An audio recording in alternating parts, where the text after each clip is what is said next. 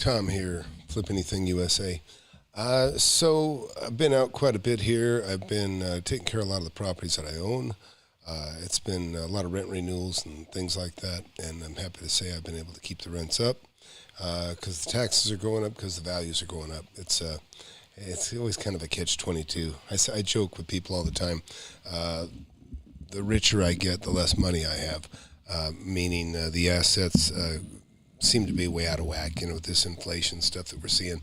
A lot of my property, I think, is being overvalued, and I'm seeing a lot of properties that just don't make any financial sense to buy. So what happens is your taxes go up on the assets that you own, but you can't really bring the rents up to match the valuations that the assessor. It used to be an old joke. They'd say they had a chart of like a kind of a dumpy house, and then a nice house, and then a mansion. And the caption would be how people see your home. And it would be like your wife sees it as kind of as a little dump. You see it as pretty nice. And the taxing authority sees it as a mansion because that's how they tax you on it. Anyways, just thought of that. Hope everybody's doing well. I'm going to jump around here. I've been actually looking at some different properties. I'm in the market for a commercial center right now, and I haven't seen anything. I mean, I'm not going to take it. I got a couple areas that I like, but we're not going to go into those areas. But we'll jump around some of the ones I've looked at here recently, and I'll tell you what I think and what I've seen. If somebody wants me to take a look at another state or zip or city, just let me know, and we'll go take a look at it. But you can kind of see how I shop stuff online. So right now, I went into San Antonio, and I've got this area picked out in particular, and I'm looking for. Let's look at industrial, and let's go ahead and look at some retail stuff too. That's what I primarily own, folks, is industrial, retail, and office. Almost about a 30 mix, and then maybe 10% residential. It used to be the other way around a long time ago. I tell you, if you've been investing for a while, you'll find, I think, that the commercial properties are the sweetest. There's just so much less hassle in dealing with commercial tenants as there are with residential, but it takes a while to get there. Of course, it's a more expensive game to play. Hey, Chris, glad you're here. Good to see you the other day, by the way. Anyways, so let's jump around. Actually, Chris, you got an interest in this stuff. So let's jump out here. First, one of the things I like, I always look for cap rate, right? So you can see right here, 9.32 cap rate. Oh, I guess you guys can't see it, or can you? Let me adjust my screen a little bit. Okay, so look over here. And you can see, I'm looking here at this 9.32 cap rate. And they're not always accurate. You can't always believe what you read, believe me. I've seen a lot of mistakes in here by different agents. They're just, so you got to be careful. So just remember that. And they usually have a disclosure on their disclaimer that says, don't rely on this information, and you should not. You got to take care of your estoppels and things like that when you go to buy a property. Make sure everything is as represented, and then if not, then go back there and renegotiate it and make it the deal that you expected it to be. So let's take a look at this real quick. So 9.32% cap rate. That's a good cap rate. I'm a little surprised for an industrial building. That's $200, a little over $200 a foot. So I think that's a little out of whack with the pricing right now. But let's take a look. All right. Now, this is Old Seguin Road, San Antonio. I actually like the city of Seguin. This is not the city of Seguin, though. Let's see. So the cap rate looks good. One of the things you might see why you see the value up so high at night is that a lot of times they'll put a property like this. It's kind of like it started out in the suburbs, and then the area grew around it. And what can happen is these old barns, and look, this is just a metal barn behind me. See it there? I'll make it so you can see it.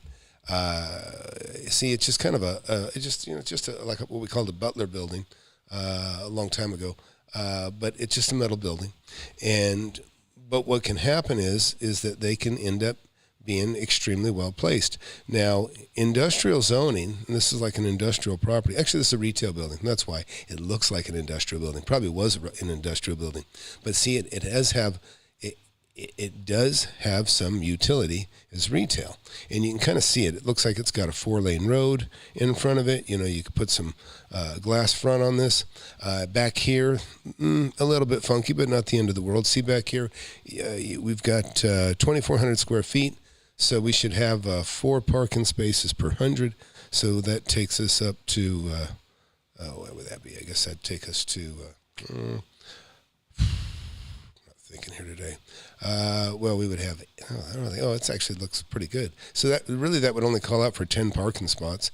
And we got 1, 2, 3, 4, 5, 6, 7. Actually, you guys can't see what I'm doing. Let me show you what I'm doing here. I'm counting parking spots. I apologize. So you've got, looks like 1, 2, 3, 4, 5 parking spots in the front, which would be convenient. But in the back of this property, you can kind of see right here, there is about 10 parking spots. So this for a small building, this has a lot of parking. You got 10 across the back here, and then probably another 3 or 4 here.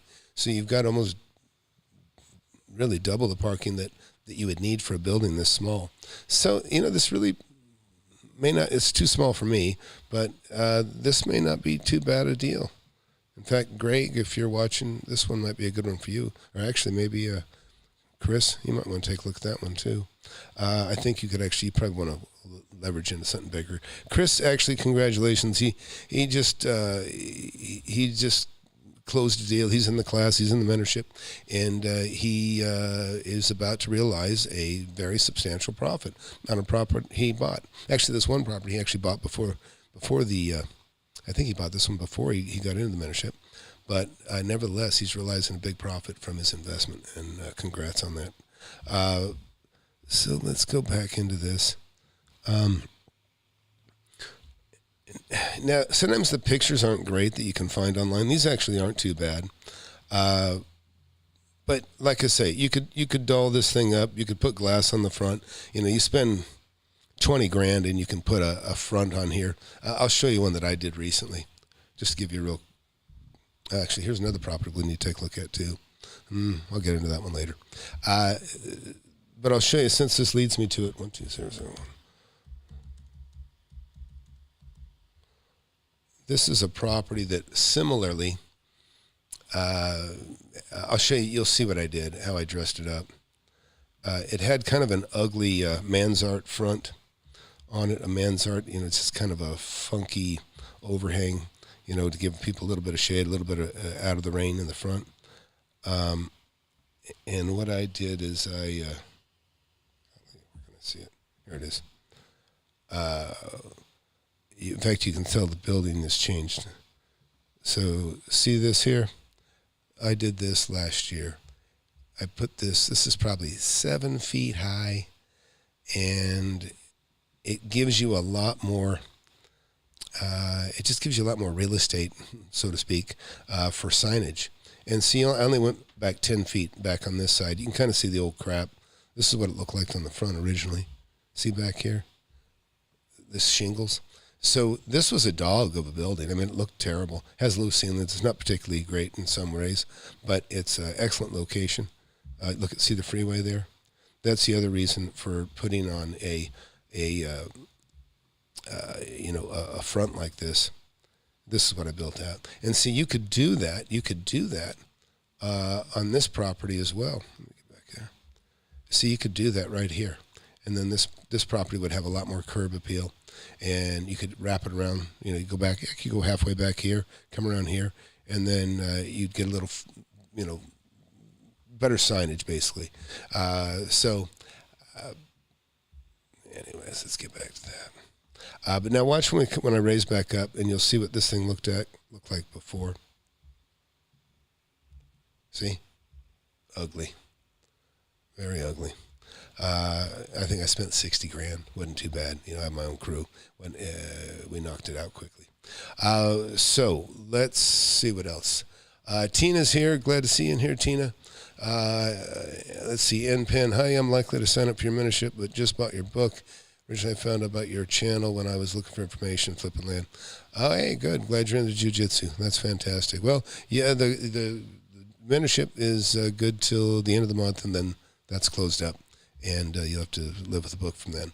But thanks for checking it out, and enjoy the book. Real quick, I'm going to be right back. It's the best thing I ever did. Woo! All right, so look, let's get back into the San Antonio area. And I keep getting these errors, of course. Does anybody got... I love the garages. So, the last industrial building I bought, the owner actually rented back from me for 2.5 years, and he's still there. And I'm actually pushing him to see if we can get a renewal with him. And I've been fortunate, in this real estate, where we're at right now, that all my tenants are expanding. Actually, they're doing quite well. A lot of people are concerned about the interest rates going up. I don't worry about it too much. I started, interest rates were 10% on average, and they'd been coming down from 14. And so, as long as you know the rules, you can play within the game. If the rules are 10% interest rates or 5% interest rates, then that's what they are for everybody, right? So that's what makes the playing field fair. This isn't going to work. Does anybody got something they want to look at in particular? We'll take a look.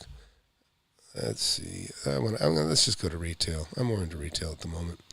We're getting too many pieces in here. Go to retail. Okay, so this is interesting. This is a fireworks stand. And tamales, let's see. $195 a foot. And it says it's on a highway. Wow. This actually might not be too bad.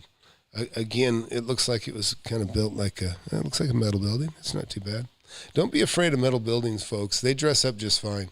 You can take a metal building, you can make it look, like it's concrete tilt up from the front. It may not be that, but nevertheless, you can actually make it look quite a bit. So look, I can't get a good view of this thing where it's at. So we'll see if we can jump up into the sky here and take a quick look.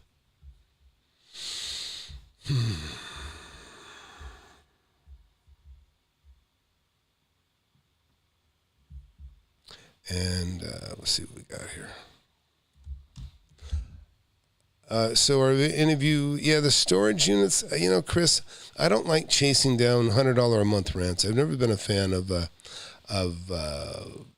storage buildings, little storage. I do think there's some opportunity. I explained in the class. I'm not gonna share that with everybody here, but yeah, there is some. You'll have to re-review that in the class. We talked about that.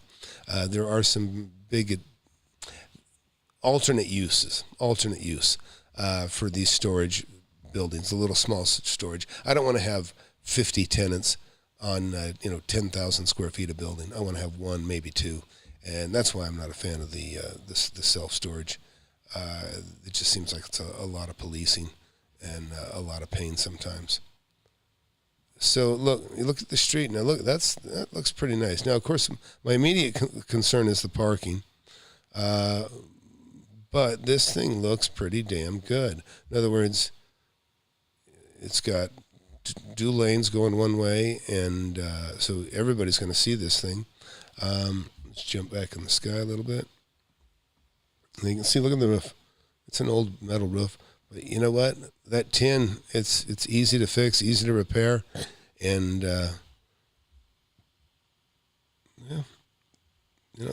so when I see something like this, the question that comes to mind is, I don't know which way is the going home side of the road and which way is the going to work side of the road. So I would have to look at that a little further. Like if there's a big plant, you never know. Like if you're in Temple, Texas, a big Formica plant, there might be a big Amazon station. Looks like out here, this is the bulk of the city. So I'm going to imagine that, there's jobs this way, and this is the going home side coming back. So it tends to look like it's probably on the best side of the road as far as being on the going home side of the road. That's my preference always. And you can kind of see there's some little bit of business on that side, so that's another indication that this is the going home side of the road. So let's see, what's Chris wrote? Boat, RV storage. Yeah, well, I do like that actually. But you got to be near a lake. If you get near a lake, you'll do best with that type of storage. At least that's what I've seen. They get a little higher rates. It's more convenient. In fact, I was very disappointed. I found a property. Sign went up. I called on it immediately. I was first one there, I thought. But it turned out the place was sold before they even put a sign up. It really bothers me when agents do that. They're just doing it to promote themselves, which I get. But, hey, please hit that like button, hit that subscribe button while you're here. We're not going to do this too much longer, but if anybody's got something else they want to take a quick peek at, I'll do it. But actually, Tina, I want to hear from you, too, on the latest properties you found. That sounded pretty interesting. I want to look at the park, we'll call it. And again, so, it's a good idea to take a look at your neighbors. By the way, when you see a junkyard like this, and all these cars and stuff, I'll tell you, junkyards, a lot of people don't think they have much appeal, but they have a lot of appeal to me because you can't put a junkyard in anywhere. So when you've got it already there and it's already established, that can be a huge advantage because nobody else is going to be able to, it's like existing non-conforming, and those are a beautiful set of words. Ah, good. Okay. Well, I wasn't going to say that whole word. I wasn't trying to give it up. Oh, man. Oh, no. Yeah, Tina, too much. Retract. Take that off. I don't want anybody to sniff out your, I don't want anybody to sniff out your deal if you got something going there.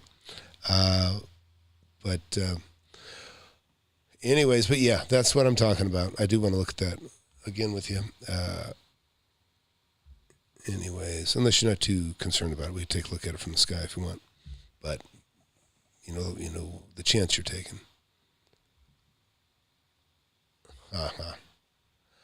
All right. Well, anyways, that's it. I just was going to pop in and look at a few properties. Like I said, like this one here catches my eye right here. So this is 1.6 million for 16,000 square feet. That sounds great. Now let's take a look at why it's so cheap.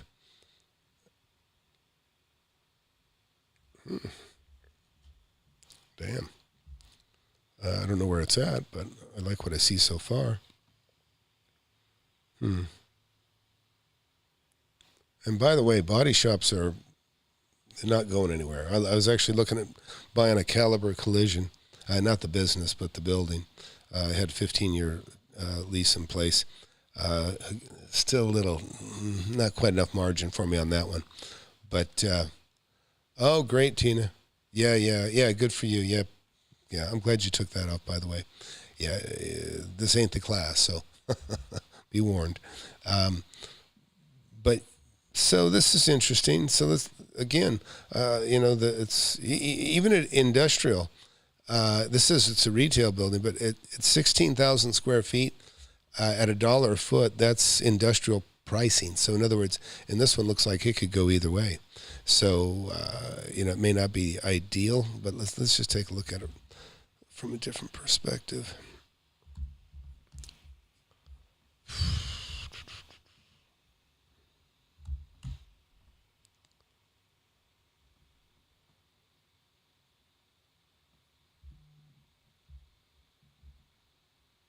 Huh. Oh, look at that. It's a flag lot. You see that? That's not the end of the world. So if you don't know what I'm talking about, you see how this, I mean, I may be wrong, but it appears to be a flag lot. So in other words, this is a lot here. And then this is like a flagpole. And then here's the flag right here. Or maybe this is the whole flag. It's not exactly clear. And see, this is something really, I'm not bashing the agent, but what I would expect on something like this is I want a top view that's going to explain, you know what I mean? So this is probably the property line right here. See that fence? And this is why the price is lower than it would be if it were more exposed. So I'm just going to go ahead and take a guess here that the lot is something like this.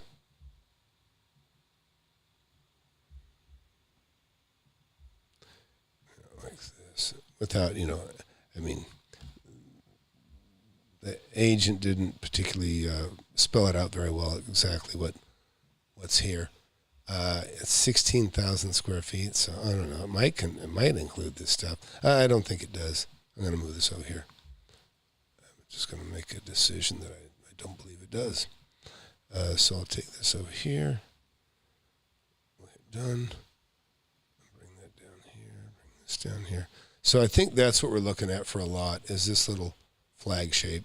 Like I said, there's a pole. And this is your 16,000 square. So look, this, hopefully it includes some of this. The agent unfortunately didn't make it very clear in this listing, but if it includes all this parking back here, that's going to be important for a body shop or anybody of that kind with a building that big. You're going to need some area to park, whether you're an automotive place for customers that are dropping their cars, or if you're going to turn it into retail, then you're going to need parking somewhere.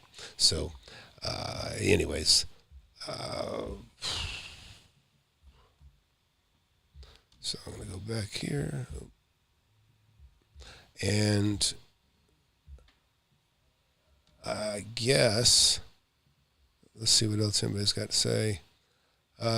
Chris wrote, curious what kind of mortgage terms would you be interested in for commercial, not paying cash but financing 60-80% like me. We'll talk more about that in class, Chris, but you're right. There are some opportunities like that.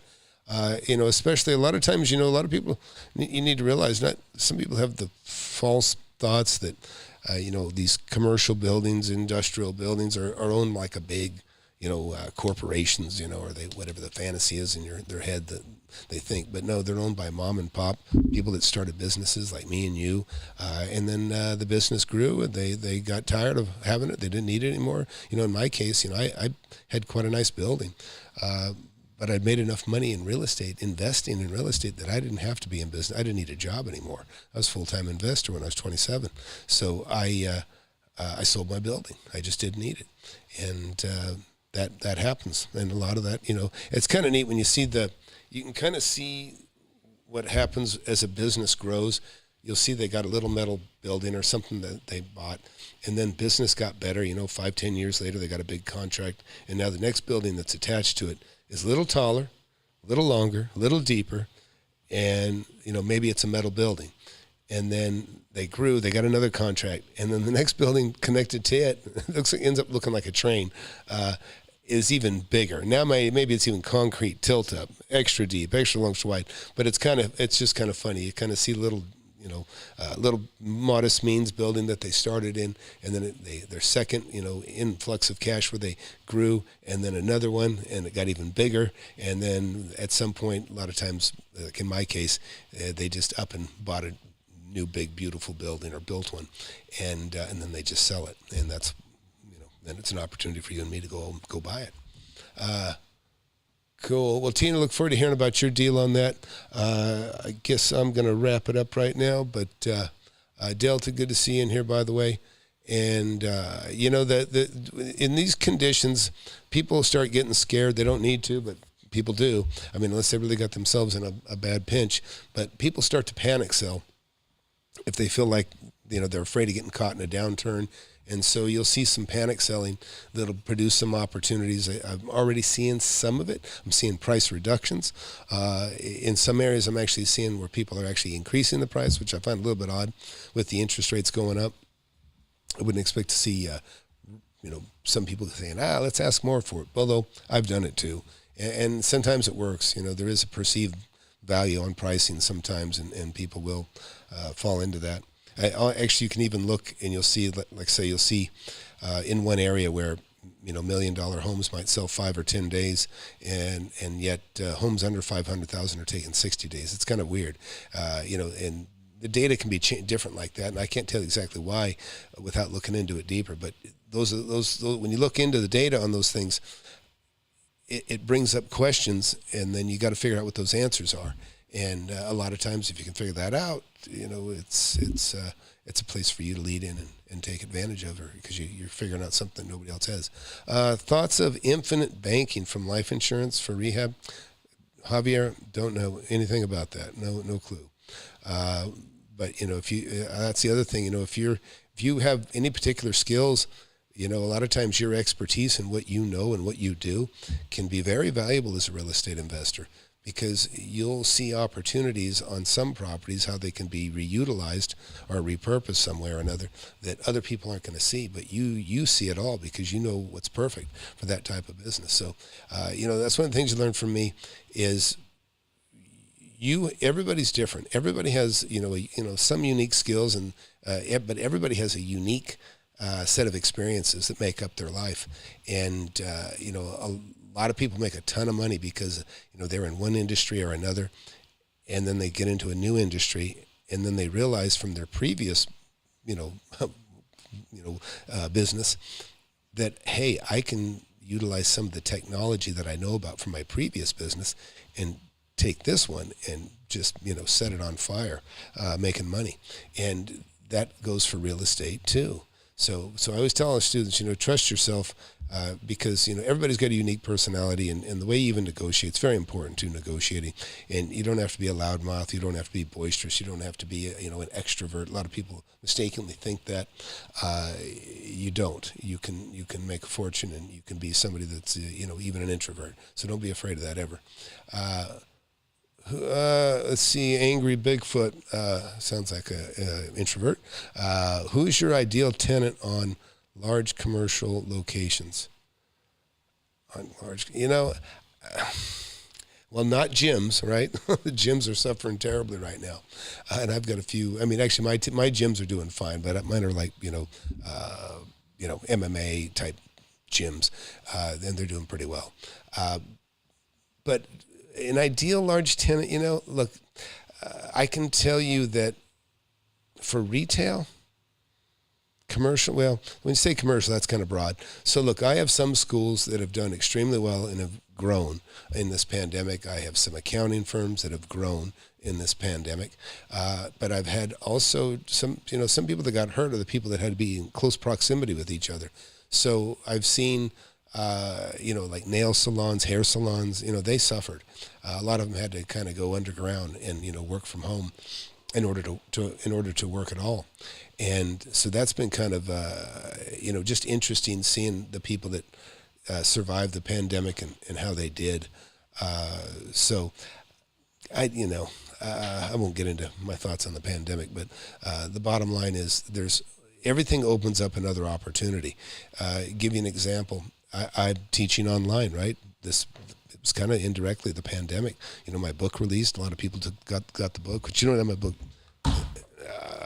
Wake up and smell the real estate. Get it on Amazon, Kindle. People got my book and then started asking for mentorship. And it's like, well, hey, Zoom is here. I can mentor through Zoom. And so that's what I do. So again, the opportunities open up from crises. And like I said, I have businesses that have expanded, and fortunately, the businesses that were hurting that wanted to shrink, I was able to let them shrink, move them into other buildings, and let the ones that were, doing well expand into their space. So that was a cool thing. But, it's like, warehouse. A lot of people are afraid of warehouse, and I've been afraid of it myself before. You're looking at a 40,000 square foot building or 20,000 square foot building, and you're thinking, wow, who's going to rent this? And then you find out there's 100 people in line for it. Warehouse space is in demand everywhere I've looked, and or everywhere I live and where I'm interested. And so I love warehouse space. I love industrial properties.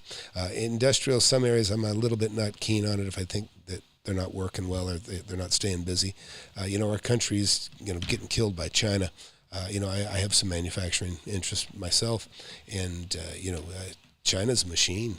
And they just, they got all the right lobbyists here, and our stuff gets taxed going over there, and we don't tax any of it coming into this country. And so they got a huge advantage, and that's why we can buy stuff so cheap. Harbor Freight and all those places, Copycat Tools, It's wonderful for buying the tools, but it sure kills the companies that they copied. And I know because I'm one of them.